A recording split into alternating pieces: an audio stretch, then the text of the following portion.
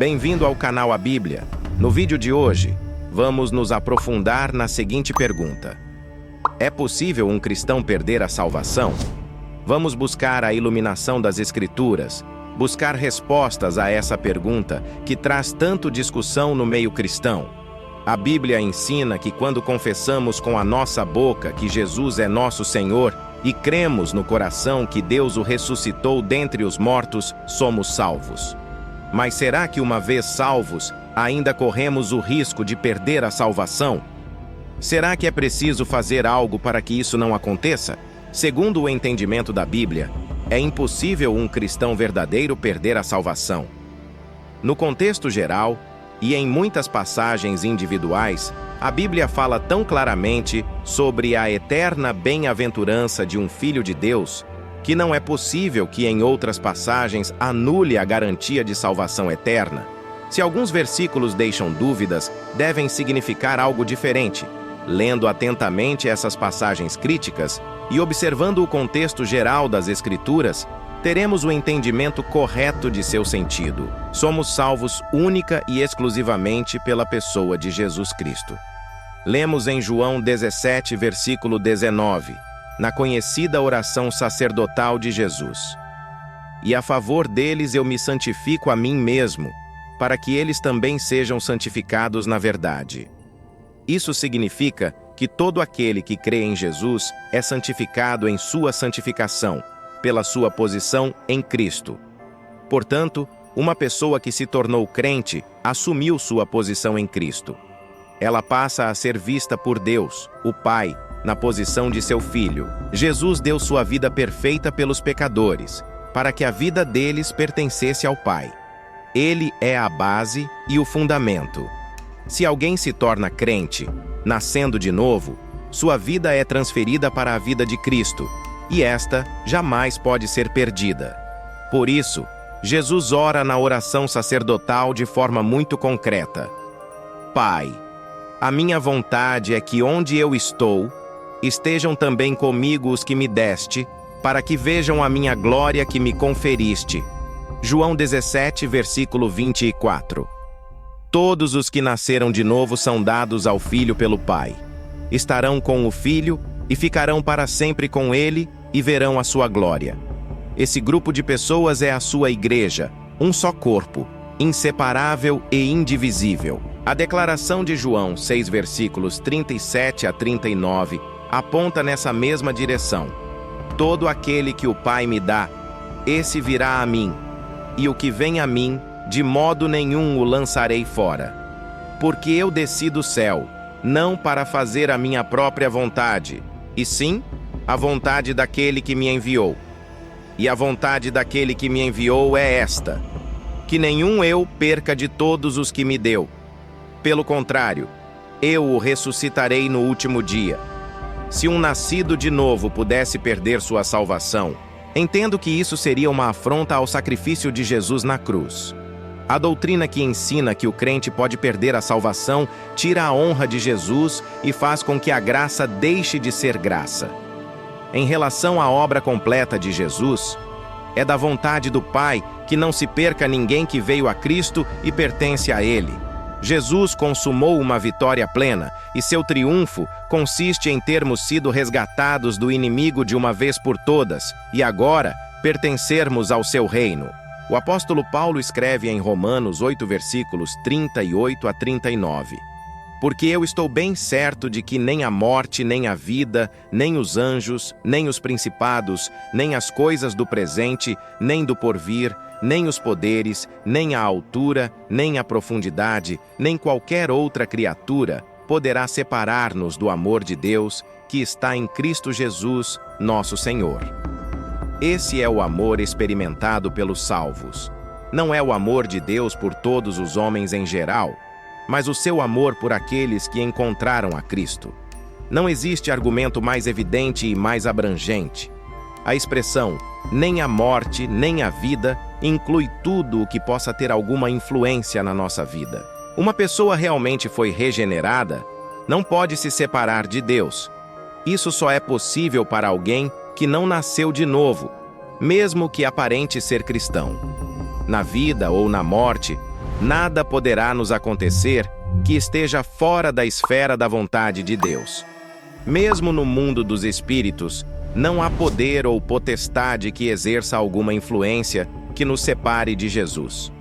Não há acontecimento, presente ou futuro, que possa nos separar do Senhor. Nem mesmo o poder do pecado. Nada que seja elevado ou profundo, nem qualquer criatura tem esse poder de nos separar do amor de Deus. Por que não? Porque a obra do Gólgota transcende a tudo. Lemos em Romanos 8, versículos 34. Quem os condenará? É Cristo quem morreu, ou antes, quem ressuscitou, o qual está à direita de Deus e também intercede por nós. A salvação eterna não está baseada em nossas obras, mas somente na graça. Tomemos como exemplo o direito civil. Você nasceu num país e é cidadão desse país. Você não fez, nem poderia ter feito qualquer coisa para receber sua nacionalidade. Se não obedecer às leis do país, poderá ser punido, mas sua cidadania não poderá ser questionada. Você pode perder muitas coisas, sua liberdade, dinheiro, trabalho, casa e bens, mas não sua cidadania. Portanto, a graça deixaria de ser graça se um filho de Deus pudesse perder sua salvação. Se colocamos em dúvida a segurança da salvação eterna, estamos outra vez dentro do círculo vicioso da justificação pelas obras, e aí ninguém poderia ter certeza de sua salvação. Por essa razão, pensando na possibilidade de alguém perder sua salvação, a pergunta é: caso isso aconteça, significa que tal pessoa se desviou da fé? Ou será que, na verdade, nunca se converteu? Muitas vezes, a suposta conversão foi motivada pela emoção, Mateus 13, 20 a 21, e não por fé e arrependimento. Existe uma empolgação com a mensagem do Evangelho, mas que ainda está longe de ser um compromisso, ou seja, uma verdadeira conversão. E mesmo que sejamos muito próximos dessa pessoa, não temos como conhecer quais são as reais intenções e motivações do seu coração. Somente Deus é capaz de fazer isso. Pode tratar-se de alguém que vive um processo mais lento de transformação, ou de alguém que ainda não se entregou completamente a Deus, ou, em último caso, de alguém que simplesmente se passa por cristão. A questão principal é que uma entrega parcial não é suficiente. Salvação não se resume a frequentar uma igreja, fazer orações ou melhorar as atitudes. É preciso morrer para a nossa vida antiga e nascer de novo em Cristo, como está em 2 Coríntios 5, 14 a 17, que diz: porque o amor de Cristo nos constrange, julgando-nos assim, que se um morreu por todos, logo todos morreram. E ele morreu por todos, para que os que vivem não vivam mais para si, mas para aquele que por eles morreu e ressuscitou. Assim que daqui por diante a ninguém conhecemos segundo a carne, e ainda que também tenhamos conhecido Cristo segundo a carne, contudo agora já não o conhecemos deste modo. Assim que, se alguém está em Cristo, nova criatura é. As coisas velhas já passaram, eis que tudo se fez novo.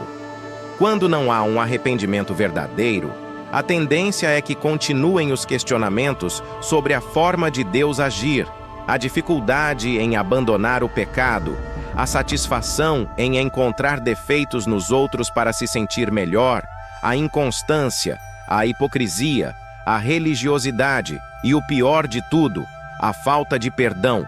Marcos 11, versículos 25 a 26.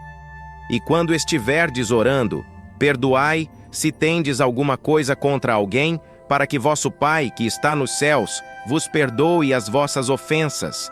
Mas se vós não perdoardes, também vosso Pai, que está nos céus, não vos perdoará as vossas ofensas. Você pode estar salvo e ainda pecar. Quem está salvo rejeitou o pecado, mas existem pecados que levam tempo e trabalho para deixar. Isso faz parte do processo de santificação. O diabo, que já lhe perdeu, tenta causar o máximo de estragos para dificultar esse processo de santificação, fazendo de tudo para piorar sua vida e lhe impedir de alcançar seu máximo potencial em Cristo. Aí falamos na batalha entre a carne e o espírito, como está em Gálatas 5:17 a 25, que diz: Porque a carne luta contra o espírito, e o espírito luta contra a carne, porque são opostos entre si, para que vocês não façam o que querem. Mas, se são guiados pelo espírito, vocês não estão debaixo da lei. E em Tiago 4, versículo 17: Sujeitai-vos, pois, a Deus, resisti ao diabo e ele fugirá de vós. Chegai-vos a Deus, e ele se chegará a vós. Limpai as mãos, pecadores, e vós de ânimo dobre, purificai o coração. Senti as vossas misérias e lamentai e chorai. Converta-se o vosso riso em pranto, e a vossa alegria em tristeza. Se você pecou, arrependa-se, peça perdão a Deus e procure viver de forma melhor com a ajuda de Jesus. O perdão de Deus está sempre disponível para quem se arrepende de verdade. Então, se uma pessoa estando em uma igreja se afasta e nega Jesus conscientemente, como podemos chamar de apóstata, com essa atitude demonstra que ela nunca foi salva realmente, não se tornou nova criatura em Cristo Jesus, não houve uma conversão verdadeira. Como podemos ver em Mateus 7, 16 a 20, que diz: Pelos seus frutos os conhecereis. Colhem-se, porventura, uvas dos espinheiros ou figos dos abrolhos? Assim, toda árvore boa produz bons frutos, porém a árvore má produz frutos maus. Não pode a árvore boa produzir frutos maus, nem a árvore má produzir frutos bons. Toda árvore que não produz bom fruto é cortada e lançada ao fogo. Assim, pois, pelos seus frutos os conhecereis. E também em 1 João 2, versículos 19 e 20, que diz: Eles saíram de nosso meio.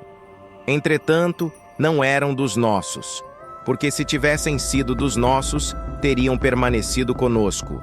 Todavia, eles se foram para que ficasse manifesto que nenhum deles é dos nossos. E vós possuís unção que vem do Santo, e todos tendes conhecimento. Em Efésios 2, versículos 8 a 9 está escrito: Porque pela graça sois salvos, mediante a fé. E isto não vem de vós, é dom de Deus, não de obras, para que ninguém se glorie. A graça de Deus é o único fundamento para sermos e estarmos salvos. Sempre que se tratar do pacote do presente da salvação eterna, é a graça que o torna possível.